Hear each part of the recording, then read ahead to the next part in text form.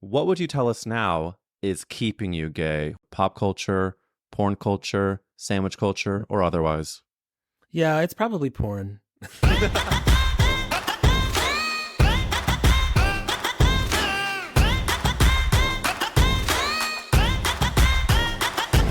Welcome back to That's a Gay Ass Podcast, the podcast that asks, whose fault is it that you're gay? It is me, Eric Williams, with another gorgeous gay ass episode featuring Kevin James Thornton. You've probably seen him on your phone as he is a global comedian sensation. He toured, I think he said like 80 cities last year. You've definitely seen him on the internet. He's famous for doing those auto-tune stories that he sings where he's like, at my super fundamentalist college when it was the 90s. If you have not seen those, go to the description and click on the link to his Insta or TikTok. So good. Such an amazing social media presence and a gorgeous gay ass guest. This week we have a lot of good conversation about Midwestern trauma and porn, which is my specialty. But before we get into it, I want to give a huge thank you to all the new Patreon subscribers. Last week's episode with Dan Savage, I had amazing messages from all the listeners, and a bunch of new people signed up for the bonus episodes, which if you want to get in on that, Gay Ass Slatreon, this week's bonus episode, it is BT Gay Ass S, Behind These Gay Ass Scenes, where I talk about the upcoming guests we have confirmed and talk about the horny birthday party we had for my husband Matt this past weekend, including the details of the Polaroid nudes that were taken and compiled in a fucking photo book during the actual party. So that is on patreon.com/gayasspodcast. It's literally $5 for a month. That's it. And we're growing a gorgeous Slatreon there. So come join us. But enough of that shite. Let's get into this episode. Stick around for not only a beautiful reason that Kevin is now gay, but also a conversation about character actresses where we actually help Kevin find his choice live in living color on this actual pod. I love ya. Stay gay ass.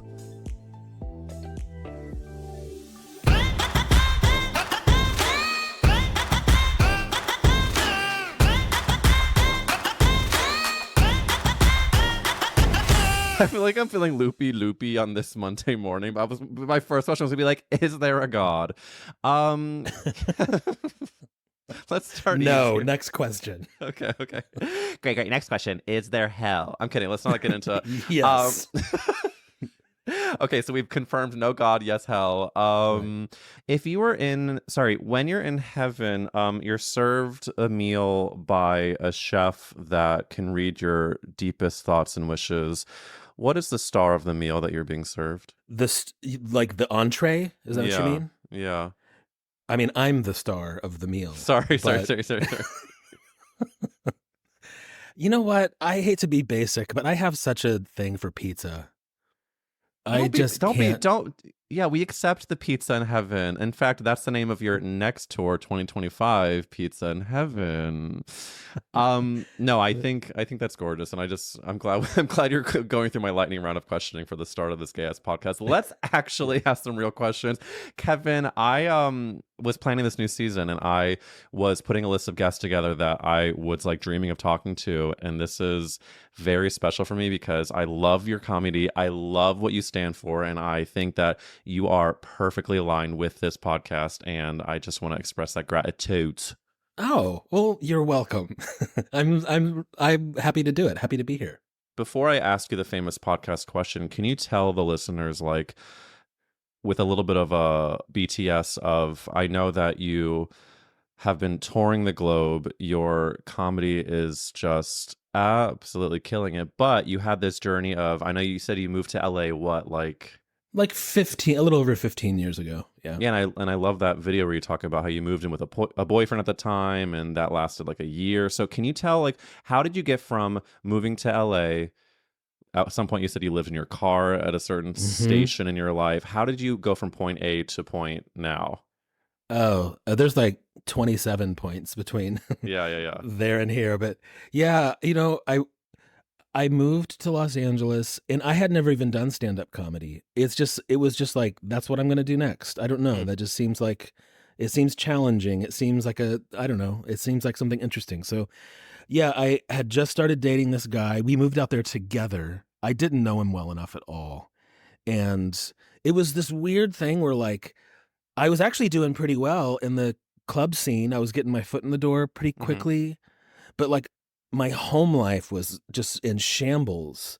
So like I'd go out and I'd have a great night at a club and then I'd come home and it would just be a total nightmare. It was just this like Mm. wild up and down. And I remember I stuck with him for like a year because he kept like spinning it like he's going through a lot. He really needed me to stick by him, so I did. And then one day he got up and left and didn't tell me where he was going. And so I decided to take a walk down that like strip of gay bars in Sure. West Hollywood, you Yeah. know, like you do on a Sunday.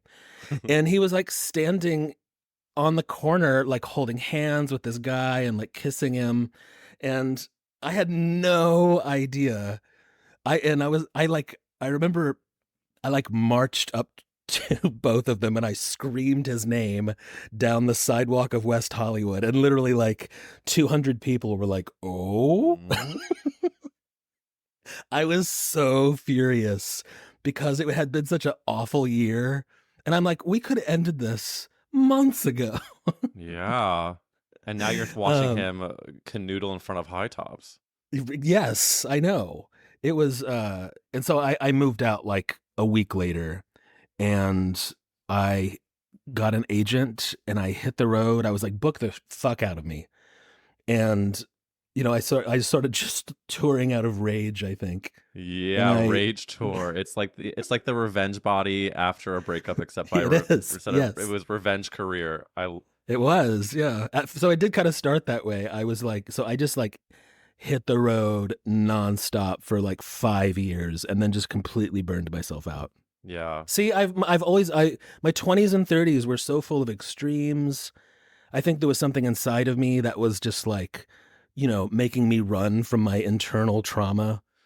Kevin, It took a long time. I know. that's very real. I mean, I don't know how extreme my burnouts are compared to yours, but compare to spare. But I definitely had a burnout period this winter, and you're kind of finding me in this new season of the actual podcast new season, but also this new season of life where I'm trying to just find more balance. And I think like the running away or the running to the quote unquote me being successful or the running away to the end, quote unquote end goal of this is where I'll feel happy is just not attainable. And just being happy in the now is a struggle for me, but like I think it is very common for that running to and then the burnout and then like the repeating of the cycle. So it's very cool to see you kind of like in this season for yourself of taking care of yourself as you go. I do, since we are talking about this journey, I need to ask you the famous podcast question. Kevin James Thornton, whose fault is it that you're gay? Who do we blame, babe? I I can pinpoint the exact moment. It was I was in 7th grade and I started hanging out with this guy and we would have like sleepovers and I'd go over to his house after school all the time. This isn't going where you think it is. And his mom was this like cool, weird character. The friend was okay. He was like super hyper, like definitely undiagnosed ADHD in like 1986. Yeah, yeah. But his mom was really cool and she would like talk to me as an adult. And that was the first adult who'd ever talked to me like that. So I'd go over to their house really to hang out with Faye, Mm. his mom. And she would just talk to me about the world and things. And she loved like Rocky Horror Picture Show and John Waters. And she introduced me to all of that stuff. But then my friend, while his mom was at work, he was like, I need to show you something. And he brought me up to his mom's room. And she had a huge stack of Playgirl magazines. And so he was like, this is so hilarious. And he just started like opening these Playgirl magazines, and I'd never seen that before. And so, of course, I was like, oh my God, like, but he was like, isn't this so funny? And I'm like, yeah, it's hilarious. So I was like, as long as we're laughing. Look at the hard cock on that one. Yeah. Hilarious. So he like sat on Faye's bed looking at Playgirls, and I made sure occasionally to like laugh because it was a joke. And then I remember multiple times I'd go over there and I'd be like, wouldn't it be hilarious if we went up and looked at those Playgirls again? What if we And eventually, What if we circled back to Playgirl? How fucking nuts Yeah. would that be? and eventually he was like, Jesus, Kevin, it's not that fucking funny. Like, Why are you laughing this hard at Yeah. the 14th edition we've looked at today? I mean, I gotta say, I love Faye. I don't know the gal, but Faye was doing a good service, and I'm glad her name is one of a character actress from the 50s. Like Faye. Yeah. No. I'm picturing a wide brim hat. I'm picturing the mean stepmom from The Parent Trap. I'm just picturing any sort of gorgeous dame who we must not also discount the mothers who spoke to the young gay boys like we were human beings. And I think that is requiring a moment of gratitude to Faye for doing that, because Kevin, you must have been such a quippy little faggotrini when you were 11, right? I mean, come on, can only imagine. I was learning. You know how that friendship ended? He actually started calling me fag on a regular basis, and I think it's because he sensed I liked the Playgirls a little too much. Right. And at that, when you're in 7th grade, especially then, we didn't even really know what that word meant exactly. But he just started saying it all the time, and we were at the mall one Sunday afternoon, and I was like, call me a fag one more time and I will turn around and leave and never speak to you again. And it was like the perfect comedic timing. There was like a pause, and then he was like, fag. Yeah. And I turned around and got on the bus and never spoke to him again. He got stung. Stung like a fucking queen bee. That's right. Did it feel powerful to walk away? Yes. Yeah. But it was like it was the emergence of like a core part of my personality, I think. Also, like, how strong for a 7th grade fag to be like, call me fag one more time, knowing deep down what you were. I wish I had that strength. I think I mostly just cried in the backseat of my parents' car. But I did that too. Yeah, but wow, that call me fag one more time. That's going to be the name of my next comedy special. Honestly, we'll watch and we'll gladly amplify call me fag one more time. I can't fucking wait. So can you paint a picture of, geographically speaking, where was all this happening? Where was your childhood? I grew up in Evansville, Indiana. Oh, a Hoosier. Yeah. Mm-hmm. And so, and this is like before the internet.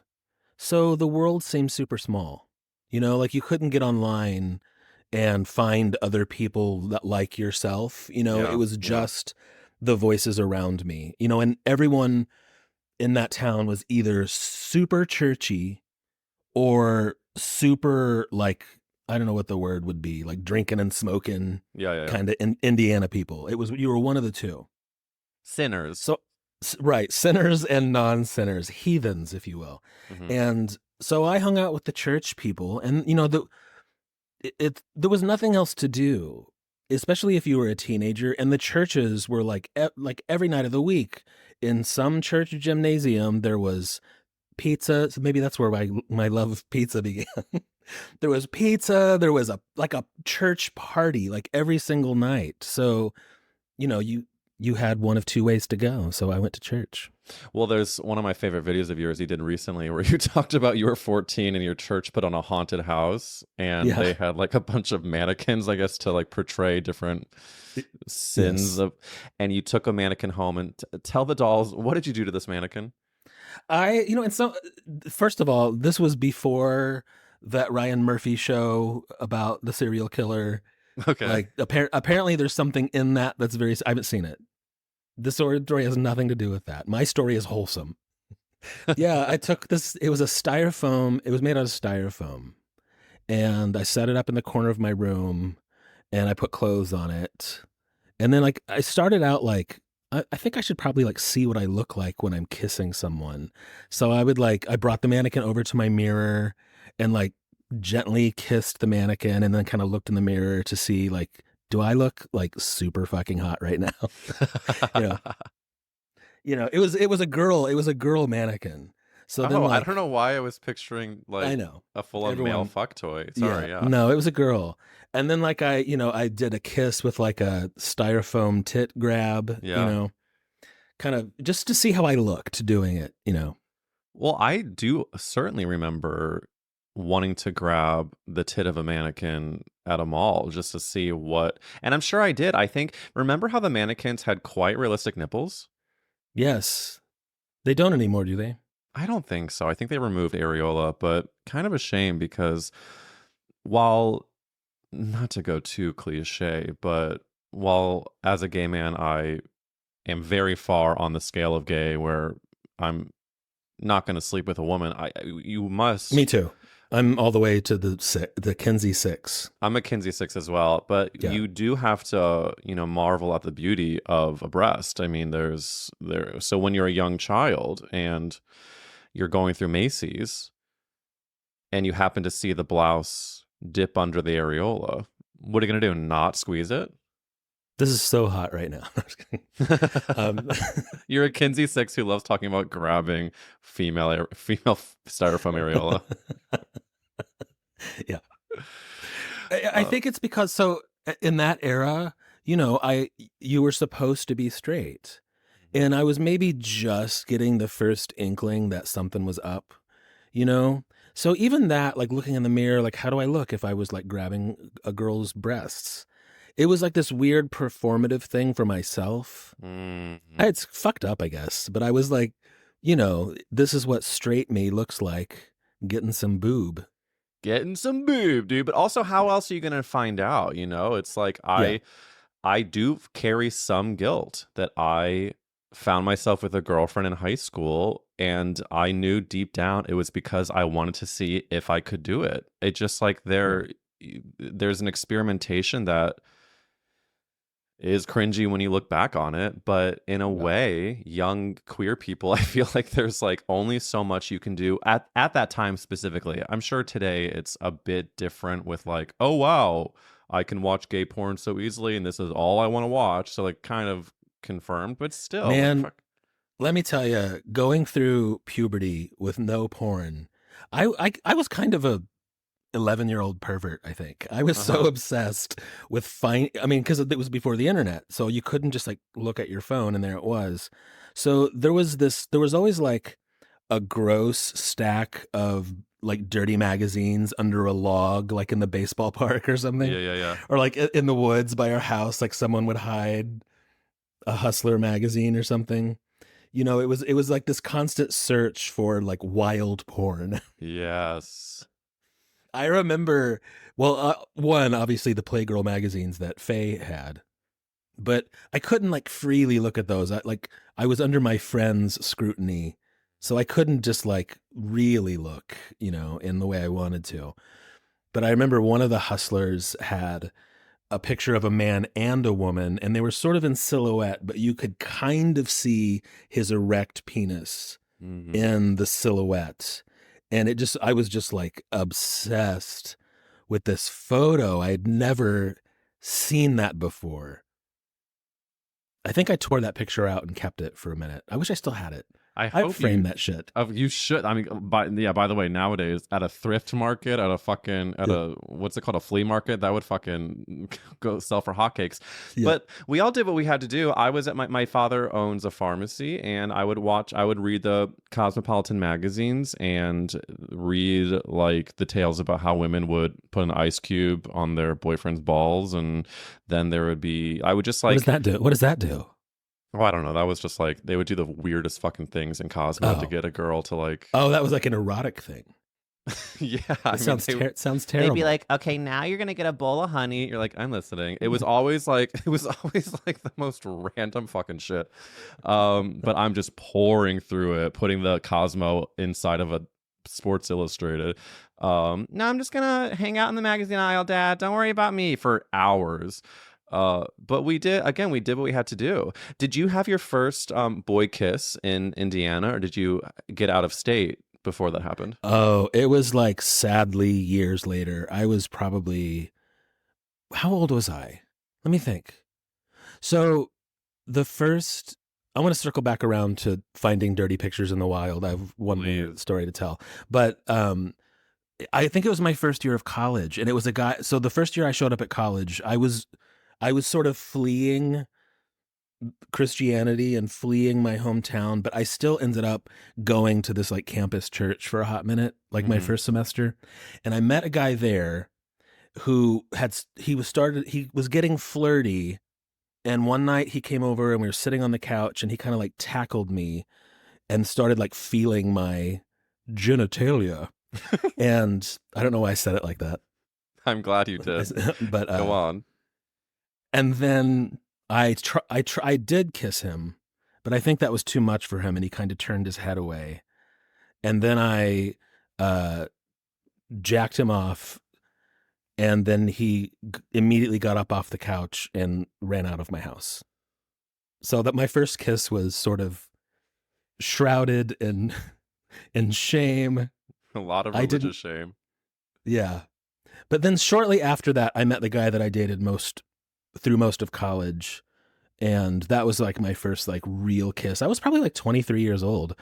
And where was that? Like, where was college, and where was this boyfriend? This was still in Indiana. It was at a state school called Ball State. Oh yeah, Sutton Foster loves to teach there. Broadway Queen. Go on. Yeah. Well, I was a theater major, so this was years before her, but same department. So, but we were like standing in his shitty college living room, just making out.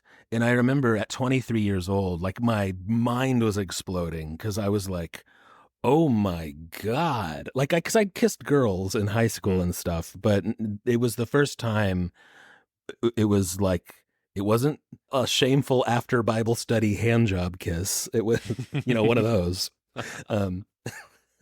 that old thing. It was like a real kiss, and it was really, really nice. But I think it's the thing that people maybe experienced when they were 16 that I was experiencing at 23. No, I'm the same way. I mean, that was me, like, my first kiss was probably around 1920, but then my first, like, with someone, no shame, and then we're dating was, like 21, 22. And then you have to play catch up, but ultimately we put the work in, and the genitalia, it goes from a shameful Bible study genitalia grab to a shameless load. Yeah, of course. If I could tell my other finding naughty pictures out in the world story. Let's hear about it. There was a Barnes & Noble by my house, and in the Barnes & Noble photography section, there was honestly, today, these books could never exist on the shelf just for anyone to pick up. But there was a book of Robert Mapplethorpe photos, who took really, I mean, if you look at these pictures today, you'd be like, oh, okay. But back then, they were so mind-blowingly explicit. They were like close-ups of dicks hanging out of pants, and there's, he had a self-portrait where he put a bullwhip in his ass, and he's like turned around with like a whip coming out of his ass, and like, it's the thing that sparked the whole Jerry Falwell censorship thing in the early 80s. Like, censoring art and doing away with the National Endowment of the Arts because our tax dollars are paying for dicks hanging out of pants and whips coming out of Robert Mapplethorpe's ass. But I would go and like get that book and like hide in the corner and look through every page quite regularly. And I became a photographer later in life, and I often joke it was because of that book, and it kind of was. Did your photography ever go into the portrait of humans? That's all it is. I mean, I still do it. It's sort of my side passion. Yeah. I'm gonna put my own book together at some point with something hanging out of my ass. And if it's not a bullwhip, it's gonna be. I I don't know. These headphones, I don't know. I'll put anything in my ass. It's going to be this remote right here. It's just My you with a Apple TV remote sticking out of your hole. It's just page after page of Different objects. different things I've put in my ass. A Stanley Cup. It's kind of its every. It's the cup. It's a book of its time. Every era, a different object, Yes. leaning out of your hole. That's beautiful. And again, Barnes. We thank Faye and we thank Barnes and Noble, to the Totally. adult women who spoke to us like humans, and the Barnes Yeah. and Noble gay and lesbian section. Yes. And yeah, I mean, huge. Especially, I'm also from the Midwest, and there was only so much you had, and I'm grateful to them. So when you did talk about this time of living in college, you had these like scary boy roommates that owned a bunch of guns in your home. Tell me, have you had any contact with these guys now? Because I always wonder, for someone who like grew up sort of either closet or newly out, full of shame, and now you're like living this public, proud, gay ass life. Have you crossed paths with them? No, not at all. Especially those guys. That was such a weird scenario. There was this house on the outskirts of town, and all of these guys went to that campus church. That's how I met them. Mm. But they had this, one of them had this giant old house, and it was awful. It was filthy. There was like a hole in the roof, but it was free. You could live there for free. So there was a room open, and somehow I got the room for like rent free. But also, the three other guys had tons of guns. There were, I mean, probably 30 guns in that house. And they were all going out of town. And I had never held a gun in my entire life. And I don't know that I still have, except for this one time. They were all going out of town. And the house is sort of in a bad neighborhood, I guess. Mm-hmm. And the one guy was like, I'm going to leave this with you just in case anything happens. And he puts a pistol on my nightstand. And I'm like, I'm not touching that. I wish that weren't even sitting there. And then I woke up at like 3 a.m. in that house by myself, and the dogs were going crazy at like 3 a.m. They were barking and like running through the house. And I was like half asleep, and I grabbed that fucking gun. I don't know what I was thinking. I was just scared, and I'm like walking down the stairs with this like gun, like I'm in a fucking like, I don't even know what movie I'm in, but I'm like holding it in this like stupid way, like walking down the stairs really You're in slowly. a gay film noir. Yeah. And the dogs are barking like crazy. And I'm like, I don't even know how to shoot this thing. Like, what the fuck am I doing? Yeah. Shaking hand. That's my only interaction with a firearm in my whole life. And then, do you think they were barking at a ghost? I guess. I don't know. They just calmed down, and then I went back to bed. I moved out of that house soon after that. It was terrible.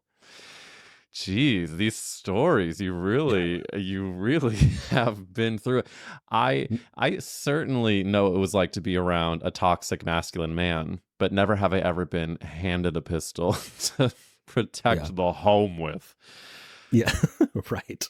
It's such a mind fuck to come back into the orbit of any sort of toxic man universe like that. And I bring this up because I was recently reunited with, I'll just say, to respect anonymity, I was reunited with some extended family members. I was at a family wedding, and there's a family member who I think in a way is trying to show his love and how quote unquote cool he is with gay people. But the way that he shows that would be like physical signs of like a slap on the back or a grab of the neck.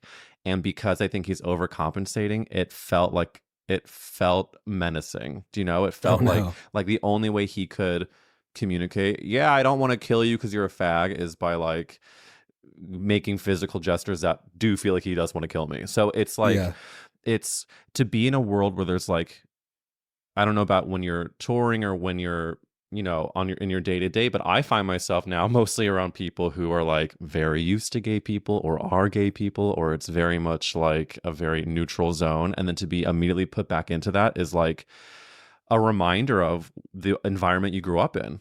And I just am thankful that I'm no longer surrounded by the guns of our past. Yeah, me too. You know, there's this speaker. I've never said their name out loud before. I think it's Alok, maybe. Hmm. There's a lot of like Instagram clips that I see of them. And they said this really profound thing that was like, it stuck with me. I saw this just a couple months ago. It was something to the effect of homophobia and transphobia. It sort of comes from this place of people's like own heartbreak about their own repression and their own inability to truly be themselves. Yeah. So when they see someone else living freely, it's very triggering. And like I'd never really thought of it like that before, and I can't stop thinking about it now because there's always been a missing piece. Like, why are you so bothered? Yeah. Like, why are you so even right now, I sort of naively thought maybe we were past some of this stuff, but it's like there's been this new wave of demonizing trans people, demonizing gay people, and calling them pedophiles and whatever. It's like, is it 1982? Yeah. Like it's some old like propaganda movie, like beware the homosexual. Like it's like, where is this It's coming very from? Smokey the Bear being like, gay people will harm your children. What's funny? You saying this makes me, I feel like I'm watching two things happen, which is on one side, we watch someone like you, or there are people who are just being so authentically themselves and proud of who they are. And that cultivates a fan base of people who really appreciate that. And then the other side of it, it does trigger the people who can't embrace themselves that way. And so then there's the opposite reaction. So it's almost like it's very fractured, where there's a group of people or of reactions looking towards the future and embracing that. And then the triggered people who are going the opposite and saying, well, fuck you, that's wrong because it makes me Yeah. feel not enough or whatever it is. Yeah. But there was something that you posted actually that I wanted to ask you about. Yeah, it's a really beautiful video about how you received messages when you had posted about a beautiful place you were. And they said someone messaged you and said they don't like you now because you're just, all of your content is just bragging. But really, you felt like it was just because you're doing well and you're being present and you're sharing your gratitude. And I think that's sort of a part of this, which is people interpreting almost a bad faith that you are coming from a place of look what I have and you don't, when really it's just look what I have and how great is that. Yeah, you're right. It actually is a very similar dynamic, I think, because someone might look at me. I was on tour in Europe all last month, and I filmed a lot of it, and because I was like, "This is so amazing! I want to like show people." But yeah, if you looked at that and you're like, "Oh, great for you! Oh, that's just wonder." If it kind of made you reactionary, it's like touching something inside of you, like your inner pain that you can't deal with. Like, Yeah. why can't I get a break? Why am I struggling with money? This, life is unfair. I don't want to see you doing well. It triggers me. It's the same kind of dynamic. Yeah. How does it make you feel when you receive those messages? I'm always curious when you're so, in a way that I really look up to and aspire to, like open with your social media and you lean into sort of where you're at and being present in that moment. How do you react when you do receive a message of like, yeah, I don't like this, you're bragging, I don't like the energy you're putting out, when it is coming from your place of gratitude and love? Yeah, I don't know if this is the right answer or not, but I think a big part of it is just my age. Hmm. Like at some point, like I said, I'm 50 years old, and it's really only in the last decade. It's like something shifted for me like after 40, and it was like, oh, I never even really conceived of life past 40. And here I am. And I actually feel more creatively viable than I ever have before. I'm more sexually active than I ever have been in my life. Like all of these things that's like, oh, I'm like past the age that I thought mattered.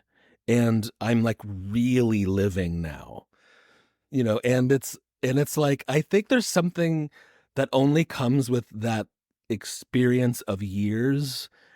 I feel like I have a little more of an ability to like zoom out Oh my and God. see the bigger picture. So if someone is upset with me or someone sends me like a weird message, or I just like, I remember when I would get reactionary or when I would get irrational.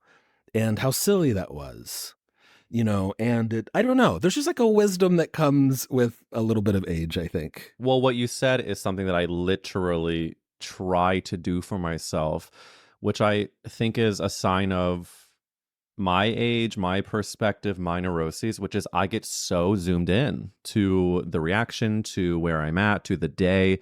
And I always try to be like, just zoom out, zoom out, zoom out. But it's obviously harder said than done. Or it's easier said. What is the phrase? Easier said than done?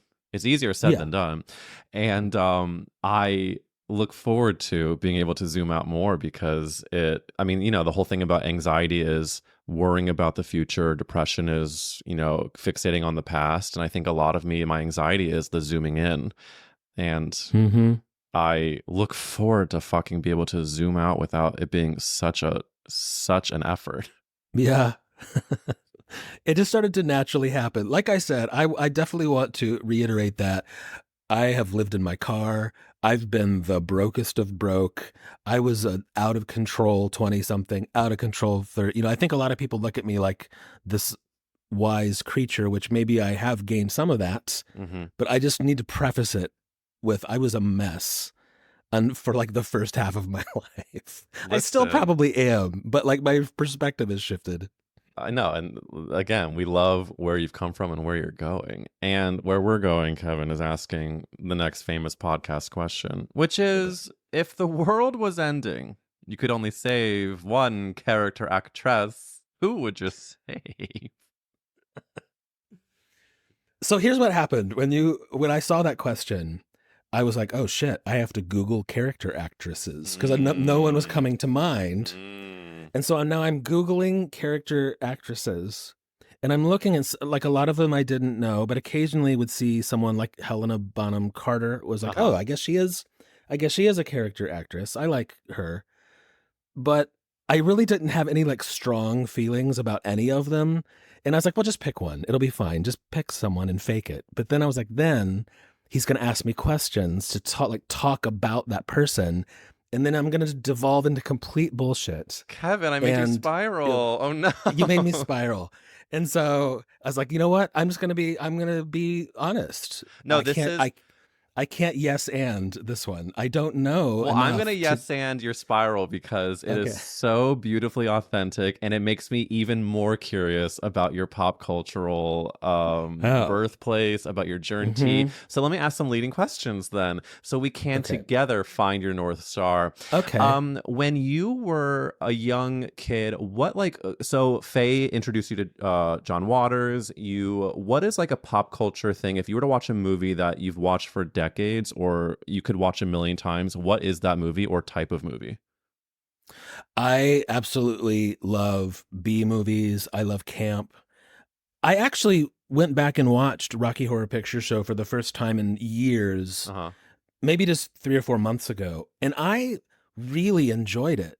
Like if you see that in the theater and all of the spectacle that's happening and people are throwing shit, I don't know that I ever really sat down like quietly in my living room and watched that movie. And I'm like, I love this. I love everything about this movie.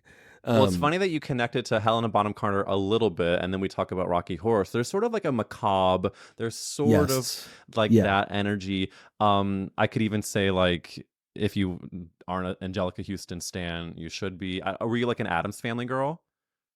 I do. So I saw that movie. I watched the original Addams Family like on Sunday mornings on CBS or whatever, when they would play it in reruns. I liked the Munsters a little bit more, I think.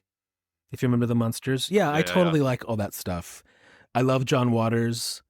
I am a huge Divine fan. Oh, yeah. I actually have a drag character that I do on Instagram. I don't know if you know it or not. I think I've seen it. Yeah, it's called Cupcake Television. Oh, yeah. And that was actually my first attempt at something during the pandemic of like creating something out of boredom. Cupcake definitely got a little bit of an audience, but then I started blowing up as just being myself, and all of that makeup is a lot of work. But I love Divine. I'm very inspired by John Waters and Divine. I think we should say your character actress is Divine. I think that's a good one. Yeah. I think she's a gorgeous one. And I think that it makes so much sense, and no one has said her yet. And I think that you are a pioneer in many ways. So why not make this your pioneering character I actress love that. Yeah. decision? You know what's funny about this popped in my head about character actors. Mm-hmm. Like I mentioned earlier, I went to school for theater, and like the college theater department is such a weird little universe. But I just remember there were a handful of students who sort of got labeled as the character actor, like girls and to be like, Of oh, you're a course. character actor. And so they just kept getting all these basically playing old lady roles. Exactly. They're in playing the in the mom. Yeah. yeah. And but it's like that was a real disservice to Tamra because she's not a character actor. She was just the only one who could play the old lady in college. So, Exactly. By the way, we need to pour one out for our girlfriends in theater school who only played either the mom or the crotchety neighbor, and yeah. oftentimes, if we're being fully honest, and feel free to cancel me, but this is the truth to me. I think, to me, it was like the professors either seeing the ingenue or anything else that they thought was not quote unquote conventionally pretty enough. Totally. Or small enough, or whatever the fuck it was. Now you're the character. Yeah. And of course, they were always told, you're not going to work till you're 40. Meanwhile, you're 19 years old in script analysis being like, so does that mean? Right. And or like they would go all the way through 4 years of acting school sort of believing they're going to step out into the world and play old women in movies. And it's like, meanwhile, they're 22. yeah. And the people actually playing the old women are what? Old women. Or, and by old we mean in Hollywood standards, 39. Right. So God, pour one out for by the way, acting school as a whole is a mind fuck. I was told that I wouldn't work because I had too much turnout with my feet when I walked. They were probably right about that one. Well, and I guess I've never worked professionally ever. I'm kidding. No, that's the thing is I like listen to this. I'll say her fucking first name, Karen. That was her first name, and Karen, this teacher told me I need to work on my walk. And because I was a neurotic A+ freak student, I was like, oh, is it like, do you think it's going to be a problem? She's like, oh yeah, you'll have problem getting work if you walk with that much turnout. And what a bizarre thing to say to somebody. Yeah, it's just this weird power thing that I think. Oh, I know exactly what you're talking about. I think it's a lot of teachers are the best of us, but I think acting school teachers, again, there are a lot of great ones and ones that I, will to say good things till the cows come home. But there's also some who talk about acting out of their own insecurities and fucking They finally showed up in a world where they are in control. Yeah, and they can and then they're telling 19-year-olds that they need to get knee issues because they're forcing their toes to face exactly forward. But that's just me. You've carried this around for a long time. Can you tell? You know what I've also carried around is I have this existential crisis when it comes to social media, and I just want to ask you like very quick questions before we wind down this interview. Okay. So for the gals like me who see the power and like the joy that can come from social media, but sometimes worry about the like pressure or what if I post this thing that is too cringy? What if I post this thing that doesn't land or whatever it is? What is your relationship to having grown your social media from the pandemic to now? And does it live in a place that's pretty like just a part of your daily routine, or is it a part that you kind of have to like stomach through to actually utilize to the capacity that you are? Yeah, I didn't mean to do anything on social media. That was never my intent. It just sort of started to happen. And then I think when I saw the opportunity that was rising up, I was like, I am not going to waste this. I immediately turned it into come see me live, come to my show, buy a ticket to my show. Because I just felt like I don't know how long I'm going to have this attention. For a split second, I had the whole world's attention. My statistics were out of this world. And like so many people told me like when they downloaded TikTok, I was the very first thing TikTok showed them. Wow. and via TikTok and now Instagram, I have done 2 tours in Europe with like sold out theaters because of social media. Incredible. But it's constantly changing and shifting, and like the TikTok algorithm is so different now than it was when I was really blowing up like 2 years ago. Mm-hmm. So this is maybe like the Gen X in me, but like I started gathering email addresses. I'm like, I want to be connected to you in a way that is not an algorithm. So I feel like I made the most of like grasping people out of the algorithm just to me directly, because it's always shifting and fading. I don't love it. I think it, like, trying to be a slave to the algorithm starts to feel anxiety inducing. Yeah. You can't control it. And like hinging your success on it is, I don't know. That's bad tough. news. Do you delegate any of the work to, have you hired people to help with like? No, I've done it all myself. Wow. Yeah. Jesus. It's so impressive. But again, I get the algorithm, like being at the hands of an algorithm does not feel great. It doesn't. And like lately I've been just sort of letting myself make different content because I'm not especially inspired. I know I got famous online for saying it was the 90s with the auto-tune thing, and that's the thing people love. But it's like, if I post on TikTok, if I post anything that is not it was the 90s, it's like the robot overlord is like, nope. And that video will just die. And so a lot of times I'll just repost the hits and the algorithm eats it up all over again. I don't know. Yeah, it's a daily battle and hustle, but from my perspective, it's just you do add so much joy through it, and I think that's kind of the most meaningful thing you can do, even despite an AI overlord robot algorithm. Totally. Yeah. I mean, I have to be nothing but grateful because it changed my life and allowed me to connect with people in a way that I was never able to before. So we love. Well, listen, I have so enjoyed talking to you, and before we officially sign off and you tell the dolls where to find you, I'm experimenting with new final podcast questions for this new season. So I'm going to ask you a new question that you have not been prepped on. Kevin, if your friend's mom Faye made you gay, what would you tell us now is keeping you gay? What's the gayest thing around you that you enjoy leaning into? Pop culture, porn culture, sandwich culture, or otherwise? Yeah, it's probably porn.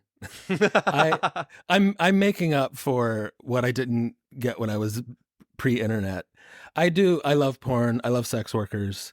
I love sexual liberation. And this is the thing I think my fan base would be shocked to hear me say.